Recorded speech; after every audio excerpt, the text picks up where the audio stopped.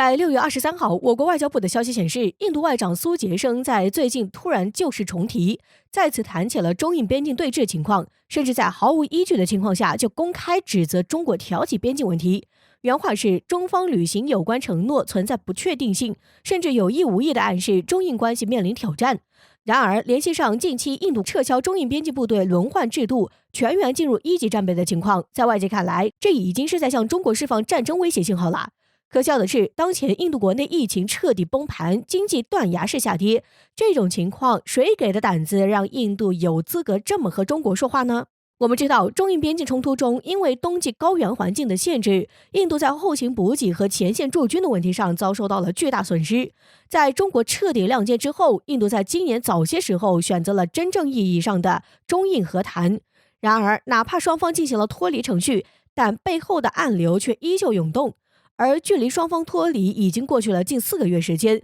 印度等待的时机终于还是到了。之所以说这么说，原来是印度在最近干了3件事情。最典型的一件事情就是印度综合了美军方面的战略，认为中国目前核心战略重心在台海，那么西南方向的军力守备也会是最为薄弱的时期。为此，印度在建立第2支阵风战机中队后，果断将其部署到北部靠近中国边境的哈希马拉空军基地。之后更是认为应当利用机海战术，趁机在局部地区形成优势兵力，因此准备将印度空军主力部队近300架战机部署前线地区。相对于印度这种异想天开、无视科技代差的情况，妄图以量取胜，第2件事情则对中国来说更具威胁性，因为在上周，印度国防部长辛格十分高调地宣布，印度向北部前线开凿建设的12条战略公路已经彻底打通。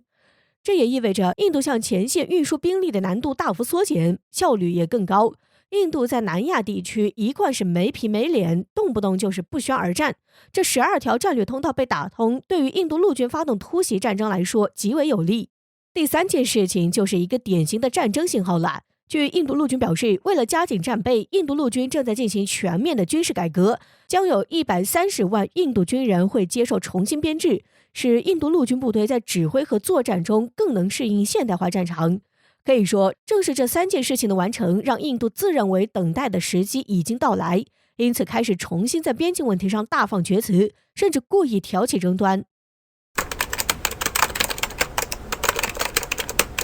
从近段时间来看，边境局势似乎是有降温的趋势，但是一些迹象表明，这或许只是表面上的平静。我们知道，目前印度国内深陷疫情所带来的一系列危机中，更有消息表明，在第3波疫情到来之际，印度或将撑不过去，可以说情况并不容乐观。而每当这个时候，印度都十分擅长通过对外挑起战端来转移国内矛盾。从目前来看，印度国内已经完全具备了对外挑起战端的内部条件。日前，印度国防参谋长比平拉瓦特将军在接受采访时表示，必须在边境沿线继续保持存在，边境2条战线仍然是印度的优先事项。其表示，我们一直保持着一种态势，即我们部署在北部边境的部队能够在西部边境发挥作用，反之亦然。更为重要的是，在靠近中国的这条战线上，印度还增派了一定数量的部队。某种程度上，印度的这种特别关照，在说明中国军力强大的同时，也表明了印度将很有可能会选在中印边境而不是印巴边境冒险。而这也与不久前的一则消息不谋而合。此前，印度空军参谋长巴达乌里亚表示，印度从法国购买了总共36架阵风战斗机，将会在2022年前全部列装，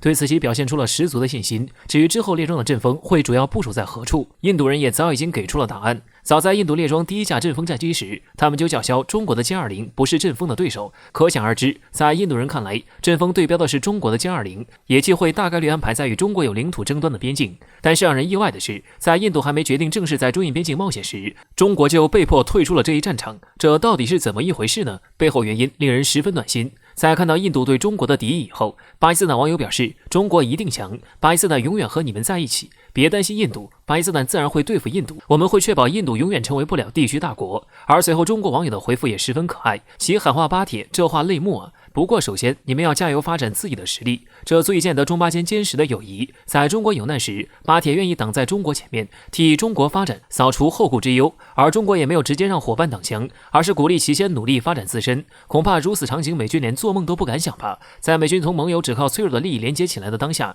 中巴友好互动算是给美国及其盟友好好上了一课。我们知道，一直以来派遣军机、军舰到别人家门口挑衅，是美国及其盟友十分乐于做的事情。总的来说，美国及其盟友经常挑衅的地方，主要集中在2个方向，分别是针对俄罗斯的欧洲方向，以及针对中国的亚太方向。而日前在欧洲方向上就发生了一件大事儿。据外媒最新报道介绍称，日前英国皇家海军卫士号驱逐舰驶入黑海海域进行挑衅举动。一直以来，以美国为首的北约就经常性的在黑海活动，目的是从地缘上挤压俄罗斯的政治生存空间。但是俗话说，常在河边走，哪有不湿鞋？这次英国仗着有美国撑腰挑衅过激，按照俄罗斯方面的说法，英国皇家海军的驱逐舰一度侵入俄罗斯领海3公里处，而俄罗斯的口头警告也直接被英国军舰无视。之后，他们便迎来了俄罗斯的暴风怒吼。据悉，在英舰进入黑海后，俄罗斯军舰向其进行实弹射击警告。不仅如此，另外一架俄罗斯战轰还在英舰行进方向上投下4枚炸弹贴脸警告。在这里需要明确的一点是，投下的炸弹是实实在在可以造成伤害的实弹。对于俄罗斯这样的硬刚英舰的做法，美国人直呼这是冷战后的第一次。俄罗斯承认向北约军舰发射实弹。显而易见，俄罗斯这样的实弹警告也吓坏了英国。很快，4分钟过后，英国军舰就驶离了该水域。本来以为英国军舰这样的落荒而逃已经够糗了，但是其随后更是做出了一个迷惑动作。英国国防部声称，俄罗斯这样的举动是在进行实弹射击，并非针对英舰。不得不说，英国强撑着脸面展示强硬的做法，实在有点让人心疼呢。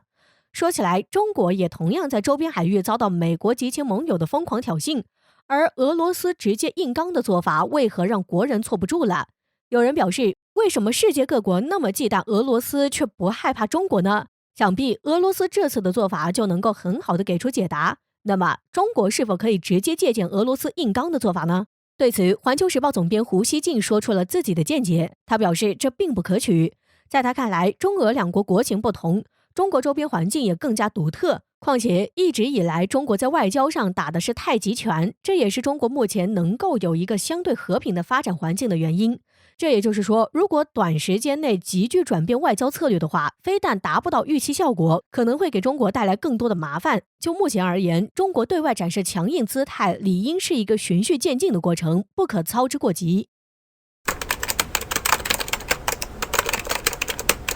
我们知道阿富汗形势一直不容乐观，但是自今年开始，这一形势在原来的基础上更加严峻，大有急转直下的感觉。而这其中的原因，想必大家也了解。20年前，美国假借着反恐之名出兵阿富汗。在这20年间，美国一边打击着基地组织和塔利班，一边也造成了大量阿富汗平民的伤亡。可以说让阿富汗局势变得更加动荡。而如今在看到中国崛起势头强劲之后，美国又瞅准了印太地区，开始在中东进行战略收缩。也正是因为美军突然从中东的撤离，使得阿富汗局势急转直下。按照常理来说，美军在撤离之前应该有所作为，确保阿富汗局势平稳过渡，而不是不负责任的服了衣袖走人，留下了一个千疮百孔的阿富汗。但是木已成舟，随着美军撤离阿富汗的步伐加快，一场潜在的变乱正在蓄势待发。分析人士指出，目前的阿富汗战场几乎是呈现毫无悬念的一边倒态势。与摇摇欲坠的阿富汗政府军形成鲜明对比的是，攻势如潮的塔利班武装。而日前塔利班武装似乎也打响了总攻的第一枪。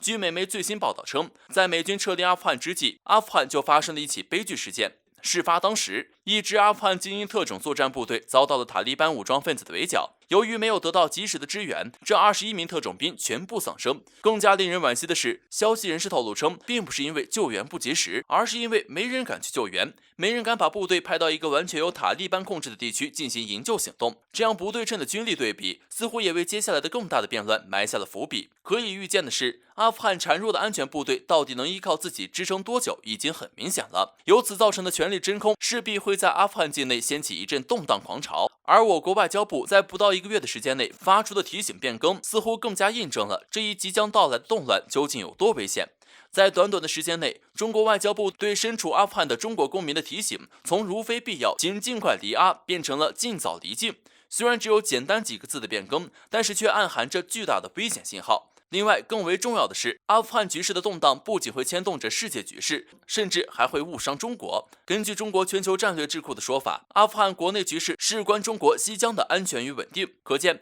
这一轮的变乱已经实实在在地牵动着各方神经，世界呼唤一个和平稳定的中东。